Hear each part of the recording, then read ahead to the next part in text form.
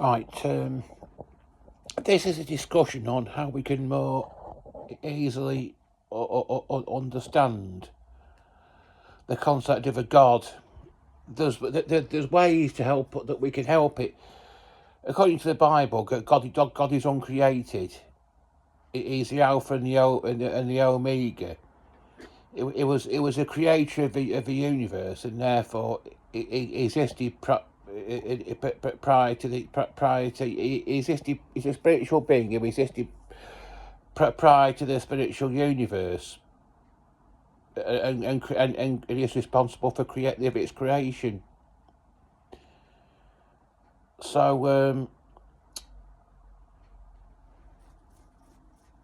a big you get these intellectual scientists sort like Richard Dawkins these days who say, okay, well, if God created the universe, who created him? And I read in a magazine years ago of a 5-year-old girl that was being taken home from kindergarten, but by her mother, and suddenly asked, "Mama, where did God come from?" And this Richard Dawkins is basically asking the same question. He's constantly asking the question: if there is a God, where did he come from? How did he come into being? Who created him? But the answer is that God is the uncaused cause of everything. He's not a physical being; he's a spiritual being, and therefore there was no need for him to have been created. And this Richard Dawkins he's actually open to the theory that life on Earth, that aliens might actually be responsible for the existence of life on Earth, at least to a certain extent. He thinks possibly aliens might have speeded up the process of evolution on Earth, and they might have they might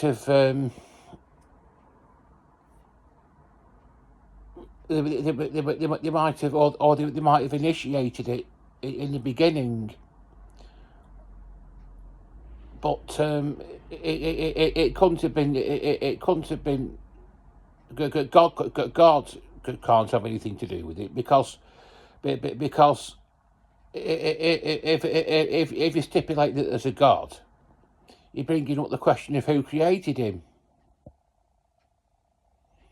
Well,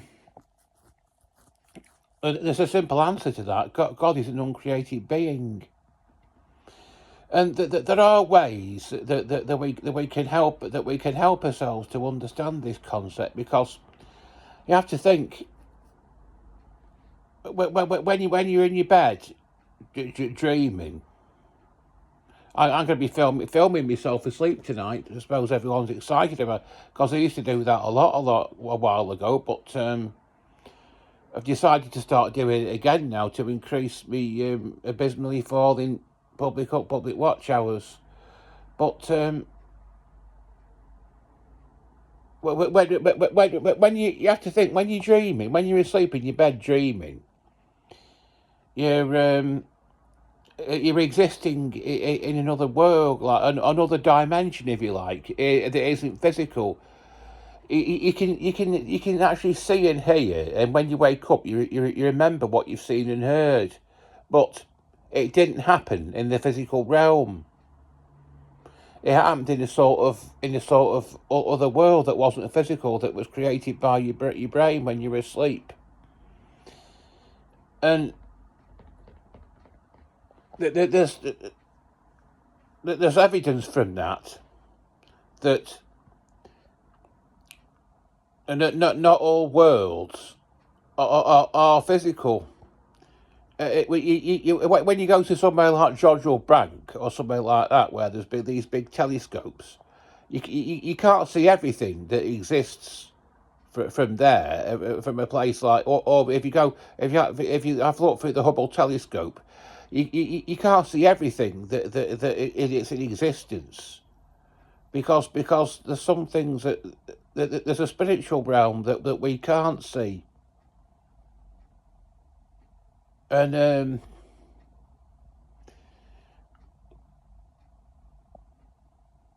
are spiritual beings that are existing. The universe was created by this spiritual being called God, and also angels.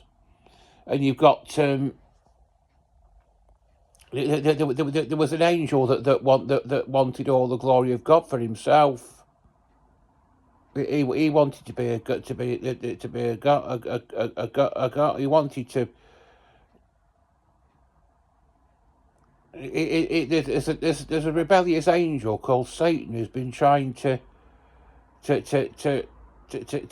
get people to rebel against our God's authority since the dawn of man, just over 6,000 years ago. And the angels who followed him are called demons. And this horrible incident that's happened last year at Southport, where this Axel Rudiger was broken into a dance class. You can see a documentary on it on BBC iPlayer, and there's a girl in it. There's a girl in it who can't be named for legal reasons, and I think it's the same girl that actually said to him when he was in court that the first thing I noticed about you were your eyes. You look possessed. You didn't look human.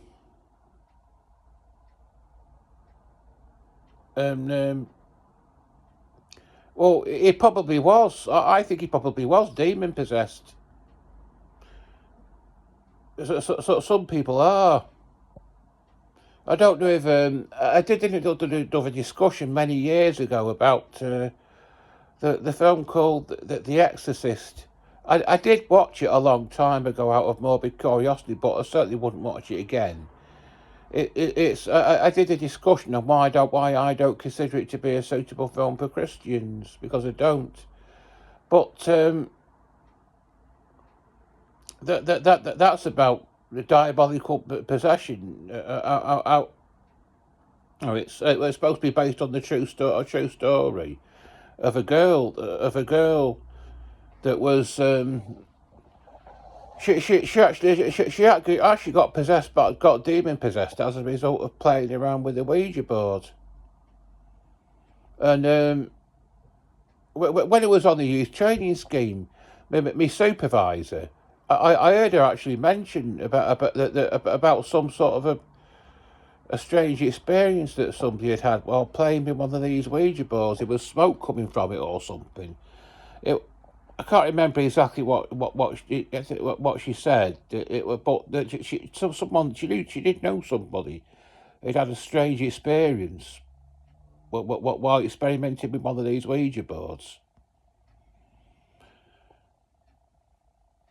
And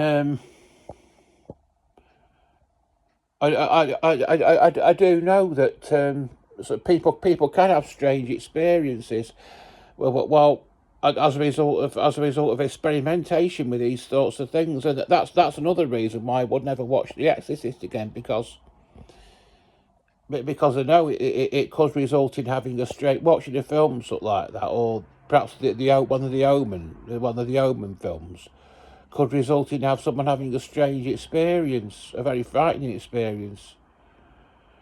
I mean, so somebody did. I mentioned to somebody in a Facebook group that had seen the film, and that they actually they said they knew people who'd watched the film, and things had happened to them. That's the way she put it. She put things that happened to them.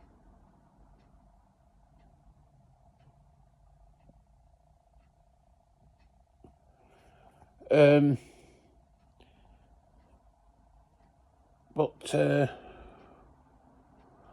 there's also one of my closest friends had knew something that these girls that were into spiritualism, they did seances or something, and something very strange happened at one of these seances. As he put it, it was like something out of The Exorcist. I don't know exactly. I don't know exactly what it was that happened. That happened. I've got another friend called Ray, and he says that he felt he was being targeted by the demons in some way, and he had these gifts that were given to him, that had been given to him by his mother, and his mother was into this spiritualism, and he felt that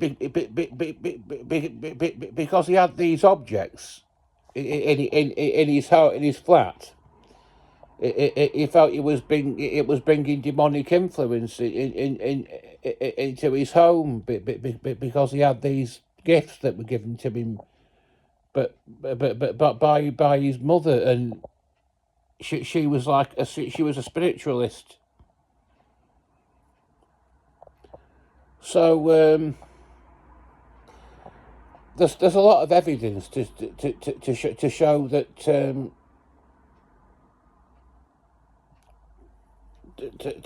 to show that there's another realm that exists beyond the physical realm,